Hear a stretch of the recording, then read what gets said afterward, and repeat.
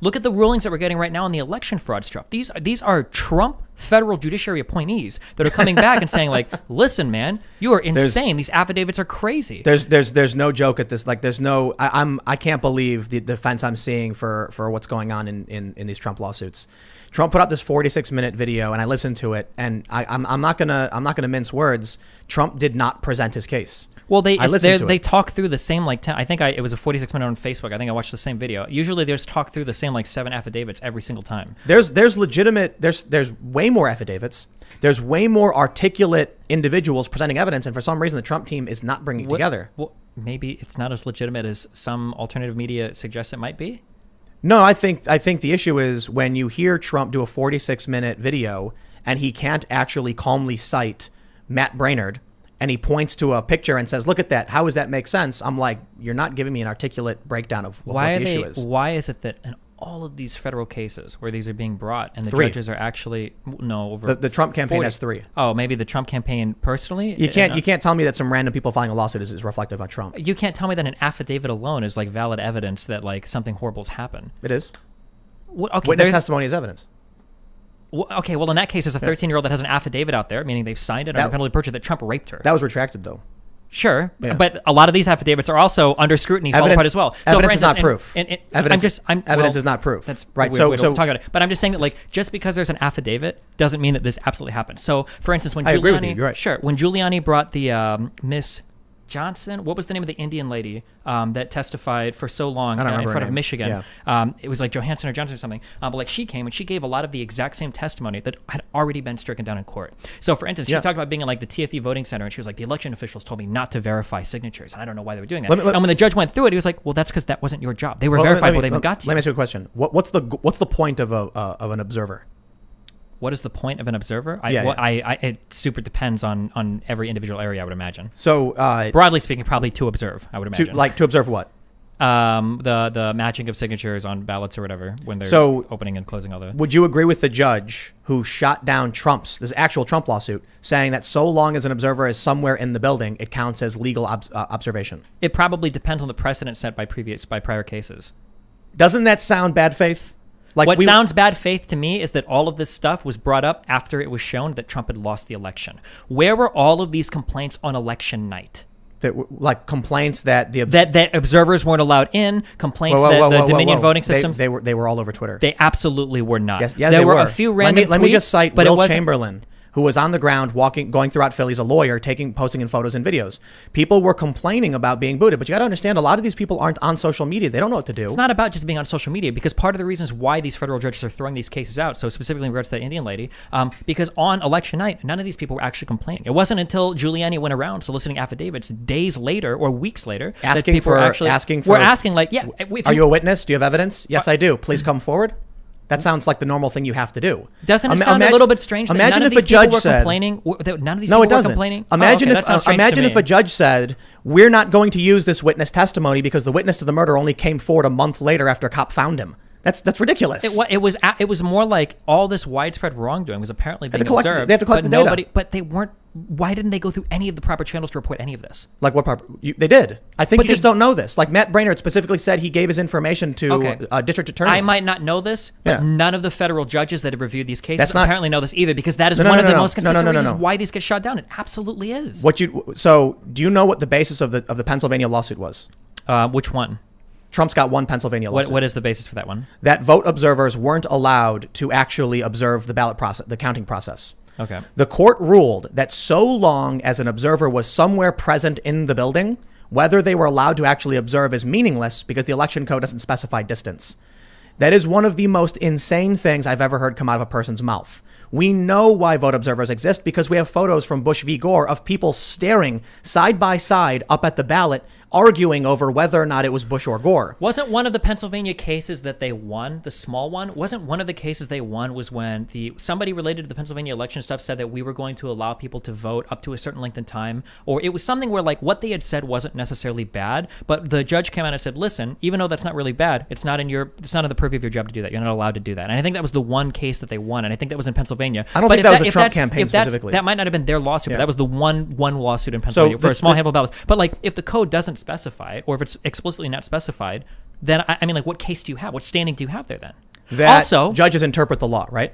So when the law says, as per election code, observers shall be there to observe the vote tabulating process, we know that the spirit of that law, the reason why we have it, is so that you can have scrutineers making sure someone isn't going Trump, Trump, Trump. So no, that was Biden. But they put people way far back behind plexiglass walls. And the Trump campaign said, why were we not allowed to observe? And why would they challenge any of these laws before election night?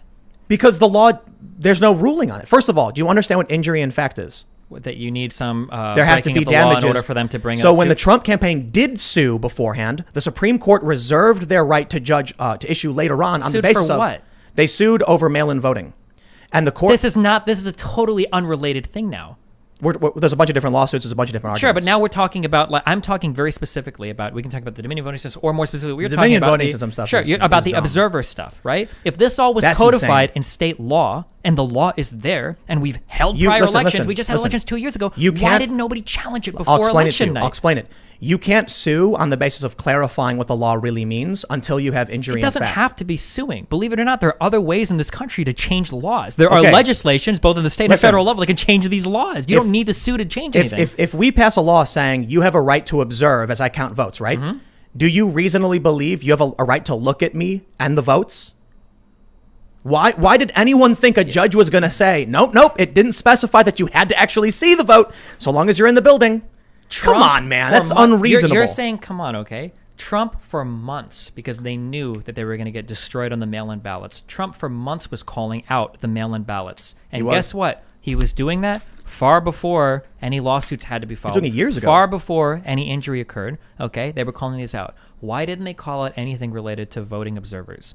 The reason why is because they know it's all BS. They know that this fraud didn't happen. 1,000,000%. Because if I was somebody that had a massive vested interest in making sure that these elections weren't going to be rigged, I wouldn't be calling this out after Joe Biden wins. Hold on, man. It's probably something that you would have brought up beforehand. You can't be serious that you think it is reasonable that so long as an observer is somewhere in the building, that counts as observing the vote counting process. You can't be serious that you think that the only reason that they would challenge this is because, like, well, now they've lost the election and now this is the first time they've noticed it. These laws have been in place in some places for decades. And in previous elections, people were allowed to actually look at the ballots. No one knew that this time that these precincts, specifically Pittsburgh and Allegheny County in Pennsylvania, were going to bar observers and they'd have to sue over it. Okay, they didn't last time. Why would they know? For a big Tim Pool prediction, not taking into context. Do you think they're going to win any of these lawsuits in a meaningful way? Not like there were 4 ballots and a mail-in thing or whatever. Do you think that they're actually going to win? Absolutely not. Why not? First of all, when a judge says, "Did you have observers in the building?" And the Republican says, the amount of observers in the building was a non-zero number, but we were not given meaningful access to the votes. And the judge says, well, according to the election code, it doesn't specify the distance by which you can observe. Therefore, you have no grounds to sue. That is clearly bad faith. If Trump is going to lose, it's going to be for 2 reasons. Many of these judges, and one judge even said this, if you think I will, he said, you can't expect me to rule in such a way that would disenfranchise millions of voters. That's absurd. I can't do that. That's not all he said. No. I'm bringing up that point specifically. There was a very important second part to that, and he said, I can't do that with no evidence. He said that one would think that if somebody was coming to me to disenfranchise even one vote, that they would be coming with a very strong case with lots of evidence, but let alone millions of votes to bring such a shoddy case built on poor legal arguments with no evidence or shoddy evidence, that was the full quote for that. So the point I'm saying is there's an unwillingness to take such a massive and unprecedented move in a court. Without evidence. There is evidence. There isn't, though. Just because a judge said without evidence doesn't mean there's no evidence. Not just one judge, but people have gone through so many of these affidavits. Are we talking about Trump's lawsuits or random other people? I guess I'm not. I don't know 1,000,000% the distinction between only Trump's lawsuits and all of the other ones that have been brought up so far. People have been rooting and cheering for Sidney Powell, and look at what happened with Tucker Carlson when he was like, "Where's the evidence?" They ripped him apart. They left Fox News, and now many Trump supporters are going after Sidney Powell because they're saying she's actually a Democrat trying to undermine the Republican Party. Well, of course, it's the craziest thing. Because anybody that's not lockstep with Daddy Trump is immediately castigated. No. Well, for sure, but people are so adamantly behind Sidney Powell and Lynn Wood. It's crazy. Like when I tweeted that it sounds like Sidney Powell's getting her information from conspiracy forums. Oh, people started tweeting me like crazy, and they've been making fun of me like, oh, how dare you? Now what? Trump? She's contradicting Trump. Like that stuff, I keep saying it over and over again. You come out and want to claim that this company was founded in Venezuela, Smartmatic, and then Sequoia and all this stuff may be true. That's totally fine. But bro, you need extraordinary evidence for extraordinary claims. When we're talking about a judge in Pennsylvania and the lawsuit wasn't about fraud, it's another thing that the left keeps doing. Trump has specific lawsuits pertaining to the validity of mail-in voting and absentee voting, deadlines, etc. So in these court cases, the judge will ask for a simple clarification. Are you alleging fraud? No, Your Honor, we're not. They'll take a clip of that and say, aha, this proves it. Trump is saying there's no fraud and the lawsuit isn't claiming it. Yeah, he didn't sue over fraud because that requires long-standing investigations. Was that the confusion then was because some of these judges were trying to figure out what standing they even had then to be there. Because initially it felt like the thing that I feel when I read the differences between what's being reported in these court cases versus what Giuliani comes out and says is Giuliani sounds like he's alleging some massive widespread election fraud. Absolutely. But then when it comes to them talking in front of a judge, it's like the meme with the little dog and then the shredded dog. And the shredded dog is like Giuliani in front of the cameras alleging fraud, election conspiracy. And then when he gets in front of a judge, he's like, okay, I'm not saying fraud, but like I don't think this lady was allowed to be in an area where she was supposed to be. And it's over like the smallest minutia ever, and they don't even have good evidence for what they're doing. I think it's fair to say that the Trump campaign is not delivering in terms of the legal process by which they go after fraud, 100%. I also think it's fair to say that the legal strategy over challenging voting systems and ballots is a legal strategy, and that's I wish that strategy, if it's something that they so deeply cared about, I wish that they would have done that prior to the actual elections. No, but you don't understand, man. How could they have known that the observers wouldn't have been allowed? Maybe they could have specified it in the code. It seems like Trump has every other conspiracy theory in his head about how he's going to be disenfranchised. You don't think having people observing the vote would have been like an important thing? The law existed, though. They had them. Well, apparently they didn't specify the distance. And I don't even know what the distance. And also, I'm giving you a lot here because I haven't read the exact verbiage because I'm willing to bet that when I go back home and I actually read through the case, it's going to be more than just like they had to be anywhere in the building. That's literally what it was. My guess is going to be that it's probably been consistent with state laws over all prior elections, and it hasn't been a big deal before, but now people are just really mad because of the massive increase in voters for Democrats on the mail-in ballots, that's why everybody's losing their mind over it. Let me ask you, should we have scrutineers, people who look at the ballots as they're being counted from both parties or even a third party? I don't know how these elections normally run. That sounds like normally it would what they be do. Good. Yeah, it sounds like it'd be a decent Is it okay that this time they didn't do that? I don't know if that's the case. I don't think in the majority of places that is the case where it wasn't. No. This is specifically the Pennsylvania suit. Yeah, specifically in some Philly and Allegheny County. Yeah. So you have these videos coming out where people are standing 100 feet away with binoculars. And they're like, I literally can't see anything. One of the most important lessons I've learned in my life is to never believe anything I've ever seen in a Twitter video. Just so many things. I don't know what the video, what time. Sworn affidavits. What was it? I don't know. It Multiple was sworn you affidavits. Or somebody else that I'd heard just recently say something about like all of these votes are being reported by machine. Like you don't see people walking around votes. We did literally on election night. You saw people like delivering votes and stuff to county houses and stuff. They're bringing them from other counties. Like when it comes to videos, I don't trust any of that on the internet without like a greater story context around it because anybody can take one video of anything. Sworn affidavits. Look at this. Sure, sworn affidavit. So sworn affidavits in combination with the videos.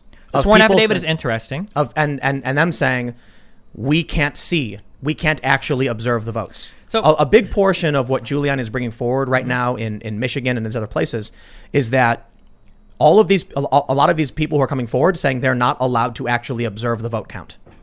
So when you have unprecedented rule changes, no excuse mail-in voting, which in the instance of Pennsylvania now, a judge recently issued an opinion citing that it seems very likely the plaintiffs will win on the merits that this is unconstitutional.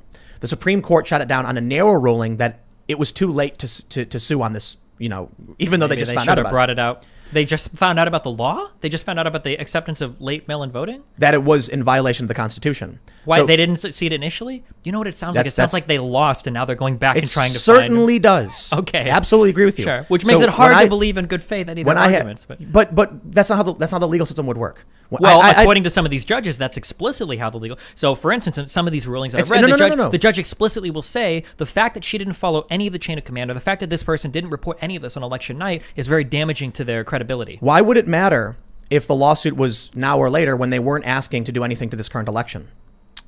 The reason why it matters is because if these things are happening and they're only being reported retroactively, it seems like it's in a response to Biden losing, to Biden winning rather than to any actual fraud. But if it wouldn't have an impact on the election, then it's irrelevant. What do you mean? The lawsuit wasn't asking to do anything to the current election. They asked the courts to issue their advice on relief, meaning perhaps in the future we won't do no excuse mail-in voting. The Supreme Court said it's too late to sue for this. Dismissed with prejudice, meaning these people can't bring these cases up ever again. What's interesting is that the lower court ruling was that it would have been detrimental to several of the plaintiffs who actually won their elections. Mike Kelly won and then sued, saying, we didn't realize that the Republicans passed an unconstitutional law. And the judge actually issued an opinion saying, as this would be... How did not realize somebody passed the law? They realized the law was passed, but many people didn't know that it was unconstitutional. What changed? Did they read a tweet? Or they read the Constitution. No joke. After election? They didn't do that when the law was being passed? Isn't that part of like your job as a legislator? I'd be willing to bet there was somebody who was looking at what's going on, what can we do? And the motivation was very much, Trump is losing this. However, the lawsuit wasn't brought by Trump. It was brought actually by a guy who won and several other people, as well as a guy who lost. So it was a mixed bag. And they weren't asking for the election to be thrown out. They were asking for the courts to advise on what relief could be. Sean Parnell sat here just a week ago, and he said, I don't want anyone to be disenfranchised. I don't want, I'm not saying this vote has to be thrown out. This election has to be thrown out. We all thought this was constitutional. I'm just asking for maybe the court will advise us. Maybe they'll say, hey, we need a constitutional amendment. So from this point forward, we're going to say no to this, no excuse mail-in voting moving forward, and then you get a constitutional amendment. You know what's really crazy about it? When the GOP was passing, the Pennsylvania GOP was passing Act 77, which is no excuse mail-in voting, they actually started the process to amend the Constitution and halfway through stopped, changed some wording, and then it got passed, signed off on by the governor. So this is a bipartisan approval. Most people didn't realize what had happened. Wait, that doesn't sound like a bad thing on its face at all. If you were going to pass something and then you realized it was going to be unconstitutional, so you go to change the Constitution, but then you realize, well, hold on, if we reform some of this bill... No. You said reform. I said they changed some of the words. Okay, so laws are the words that make the laws. Let's not play semantic games. It's not a semantic game. Yes, it is. Well, when you say change some words, like I can change some words and make anything else. What do you mean by that? So let's not play semantic games. Let's define it. When the Constitution says absentee ballots require specific excuses to be allowed, okay, and the law they initially presented was no excuse absentee, they changed absentee to mail. Okay. That's it. Are there an entirely different set of provisions that come in under mail-in ballots versus absentee? Is there a whole different part of their state legislature that has a different way of dealing with it? It was the same thing. The exact same thing? And that's why the judge in the lower court ruled the plaintiffs will likely be successful on the merits. And then the higher court said, we're not ruling on the merits. We don't know. It's just too late. Okay. Well, sounds like they should have brought it up beforehand then. They're going to the Supreme Court. Okay. That'll be interesting when it goes to the Supreme Court. So one of the issues that I have when people keep saying affidavits is that on the first hand is it feels like somebody sliding down a mountain, grabbing branches or whatever as he's going down. Like initially we're grabbing all the mail-in ballots or voter fraud. Then we were saying, we've got the Dominion voting machines are made in Venezuela. And then somehow Hugo Chavez is coming back to life to blah, blah, blah. No. Stop. Mm-hmm. First of all, the Dominion stuff is nuts, in my opinion. I know. That's crazy. I can't believe these machines existed for so long and no one said anything about them until after the election. In 2006, CNN reported on it. What did they report? They reported that they were completely insecure and there was a bunch of problems and all this stuff. And one of the things specifically that they reported is stuff like a lack of paper trail or no ability to audit these machines, which has been some of the stuff that has been corrected and fixed in almost every single state that allows these machines to function. Hold on. You said Hugo Chavez came back to life. Sure. No one's argued that. Okay, I'm just hearing Chavez's name a lot recently. Because Smartmatic, there's a WikiLeaks release from 2010. This has been on the internet for over a decade. Cablegate, where they say in 2010 Hugo Chavez was providing resources to a group of individuals in Venezuela who are the principal owners. And if you travel through all these different shell companies, you find it originated in Venezuela. That's where that Hugo Chavez comes from. Sure. I feel like the argument that Hugo Chavez came back to life is an attempt to ignore what's actually being presented. Well, I'm attempting to make the people sound insane because they are, to assume that there's some wider play by some other country. But why are you doing that? You don't need ridiculous. You don't need to. I think, because for me, because I do a lot of humor, so I think it's funny when people invoke Chavez so much to try to scare people into thinking that some machines are stealing our election. But to say like this narrative that confuses the actual argument from people. Wait, what is the actual argument? The actual argument is that going back, a decade plus, going back 20 years, there was a series of companies that were started with the express purpose of being able to hide through audits that votes were manipulated. There is a company, Smartmatic, that was involved in this and has ties to Venezuela as per diplomatic cables that were leaked 10 years ago. So we've known about this for a long time. Why did the DHS and the Department of Justice... I'm not saying it's true. But it's ridiculous. I'm saying the difference... It's crazy. There's a difference between what these people are actually arguing and coming out and saying Hugo Chavez returned from the grave. So on the level of these Dominion voting machines, if any of this was true, it would be the largest political news story related to elections in the past 100 years. Do you trust the media? To report something like this? This is like Pulitzer Prize winning related. Like they won reporting. Pulitzers for the Russiagate stuff. Sure, well, there was a lot of good reporting and a lot of credible indictments that came out of that, unlike the Benghazi and the email hearings. But regardless, I'm just saying that like this level of election fraud would be like an unimaginable, unprecedented level. What were the indictments related to Russia? So one had to do with the Internet Research Agency, which was funded by the Kremlin, which had a whole bunch of foreign influence. But those were foreigners, not Trump and not the Trump administration. Correct, yeah. There were no indictments related specifically to Trump's cabinet, although we did get some indictments kind of like around that. Right. So the Manafort stuff came out of that. Flynn got caught lying to the FBI, although Daddy Trump pardoned him. Cohen went down for the New York related stuff and the election fraud. The crazy thing about the Manafort stuff is, they found out about that? What did they find out about it? How they found out about Manafort?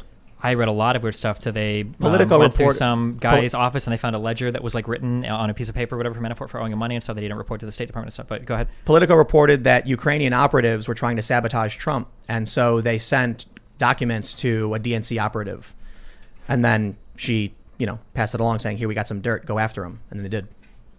So it was political.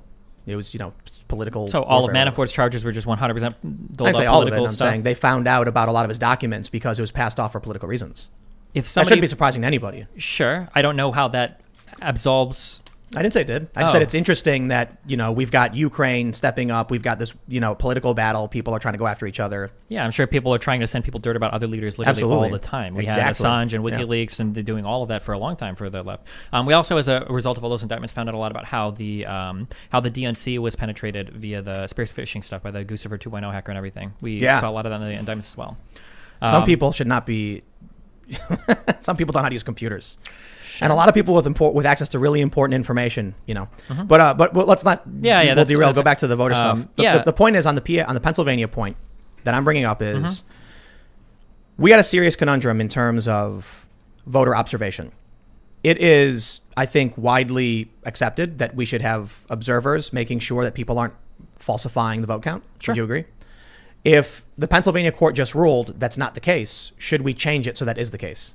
I would have to see on the specific ruling for that argument, because more often than not, when people cite these, usually they're leaving out some key. So I would have to go and read it specifically. Let's just say, I think you should probably have people observing the election. I can't think of a reason offhand why you wouldn't. That doesn't make sense to me. But I would have to read into why they made the ruling they did. So check it out. The issue would be then if the judge made this ruling on the grounds the election code doesn't specify distance. I mean, then why wouldn't, say, Trump 2024 just be like, we're cleared. We got a ruling from the court. We know what we can do now, and you can't sue us unless you have injury in fact. Therefore, when it comes time to election, all Republicans bar all Democrats, and we can't lose. We can write down whatever numbers we want. If you want to, yeah, go for it. So it's a serious threat to our election integrity. It could potentially be. Yeah. And if somebody were to bring it up in that manner, I'd believe them when they said that. But right now, it just feels like Republicans are doing anything they can to try to flip the election results. I think, yes, 100%. And I think the Democrats... I don't think they tried to flip the results in 2016 for the most part. There was a whole lot of the Hillary can still win stuff. And Hillary conceded the next day. But it's absolutely not even remotely similar. It's remotely similar. I would say it's maybe not, like it's the not way the that thing. Antarctica is remotely close to like Pluto. Do you see the videos of celebrities saying the Electoral College must vote for Hillary Clinton? Do you think there's a difference? Well, I'm sorry, they didn't say that. Do you think there's a difference between celebrities saying something and the president of the United States trying to undermine the election? That's why I'm saying these aren't remotely similar. Yes, undermine. See, that's framing. Well, it's when you say so. Legally in 2016, Trump said millions of illegals voted. He asserted that with no evidence. That's undermining the integrity of our election. And then in 2020, he's saying that there was widespread election fraud that literally no agency, no other credible person has backed up, save for the melting head of Giuliani. Like no one else is backing him up on this. His own DHS turned on him on this with his own appointee. His own attorney general, the sword and shield. What did he say? Barr came out and said that as of right now, there is no evidence of widespread election fraud. Wait, there's more to that quote. What else? That would have changed the outcome of the election. Would have changed the outcome of the election. Okay. To date, we have not seen evidence that would, on a scale that would have changed the outcome. What else did he say too? What else? He also said that they looked into the Dominion machines, and based on their analysis of it, they didn't see any evidence also that those machines were flipping votes. I think the Dominion stuff is over the top. Look, you got Brian Kemp and Brian. Was it Brian Kemp? Is his name right? And Raffensperger. Okay. Are they both Brian? Or was it Brad Raffensperger? Okay. I'm mixing their names up or something. But these are Republicans. I don't think there's a grand conspiracy where members of like the Trump supporting Republican Georgians are like, aha, now is our chance. But people really believe it. Yeah, they do. I think for one, partially because a lot of people play into it. You do as well, right? How do I play into it? When you're tweeting I just stuff, straight up agreed and said it was nuts. Sure, I know, but it feels like a lot of your rhetoric gives a lot of credence or credibility to a lot of the lawsuits that challenge, like how the election is being, like the fact that you're willing to say that you think that do you think that the majority of the election was legit? That maybe there were a few, but you think for the results stand. I think what people need to realize too is you don't need widespread fraud to alter the outcome of an election. You would. No, you don't. You need maybe one person in 4 key districts.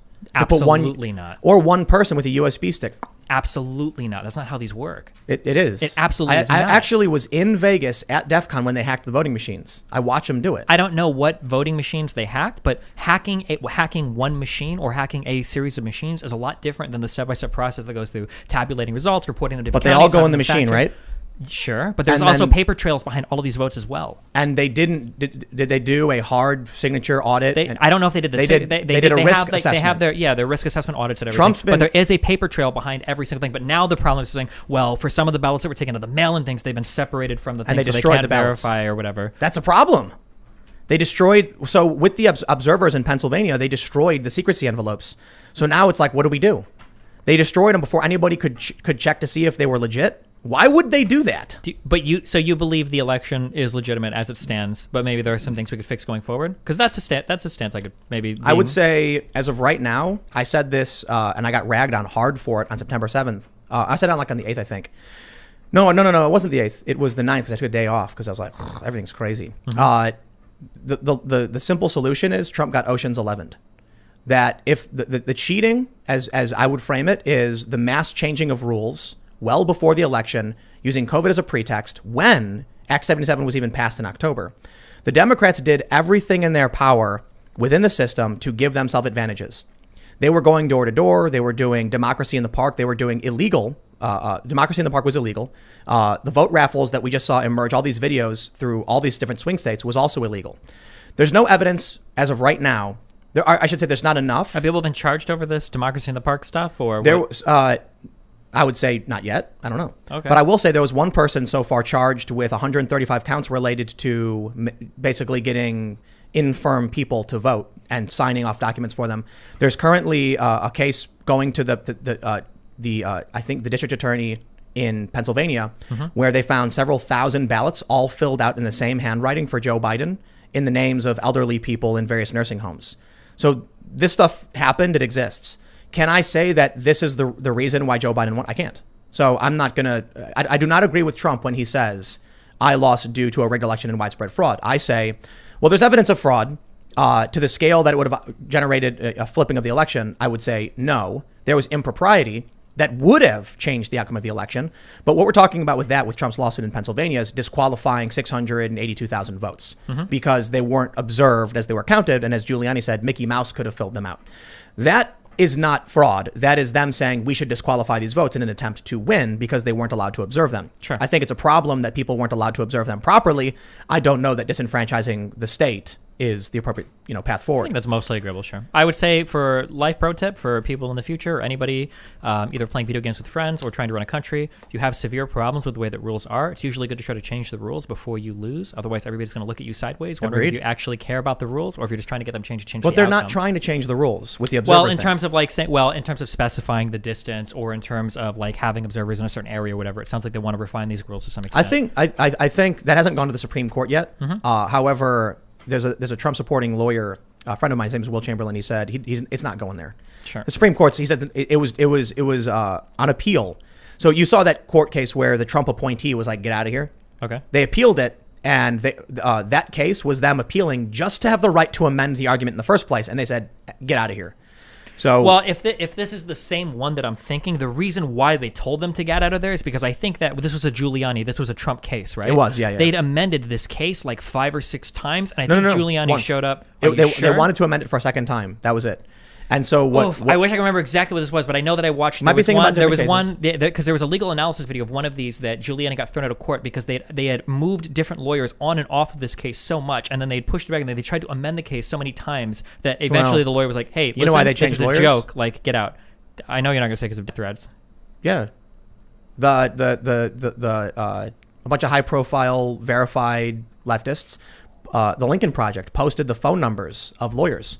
And then within a day, they said, please, judge, let us leave the case. Like I mean, that's the only reason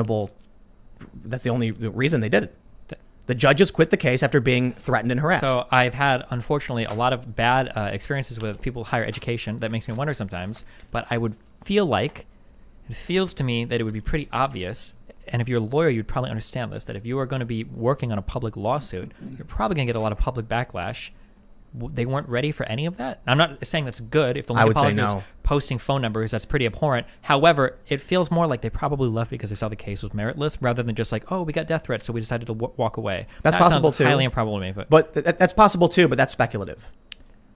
Okay. More so, I would say, if we get the Lincoln Project, a bunch of news stories were published saying, Republican PAC, anti-Trump Republican PAC publishes private information. Twitter forced the tweet down. And then within a couple of days, the lawyers put in an official request to leave the case. Our only chain of events is this. So I think the simple solution is they were threatened and harassed to the point where they said, we don't want to be involved anymore. Sure. I guess it's just surprising to me that a lawyer would say, I can't believe my information went public on one of the most public lawsuits being filed in the world right now. That's very strange to me. There's no other issues. And how come all the other lawyers, who are not getting harassed are staying on? Why are the other lawyers aren't getting harassed at all? I find that hard to believe as well. I'm sure that any public name that's on any of those filings is probably going to get a ton of death threats. The Lincoln Project publishing your phone number is probably very different from just being a law firm on one of the suits. Possibly. Yeah. Thanks for checking out this clip from the Timcast IRL podcast. We do the show live Monday through Friday at 8 p.m. So come back to check us out when we go live. Don't forget to subscribe, hit the like button, hit the notification bell, and we are also available on all podcast platforms for free if you want to listen to us there. Thanks for hanging out, and we will see you all next time.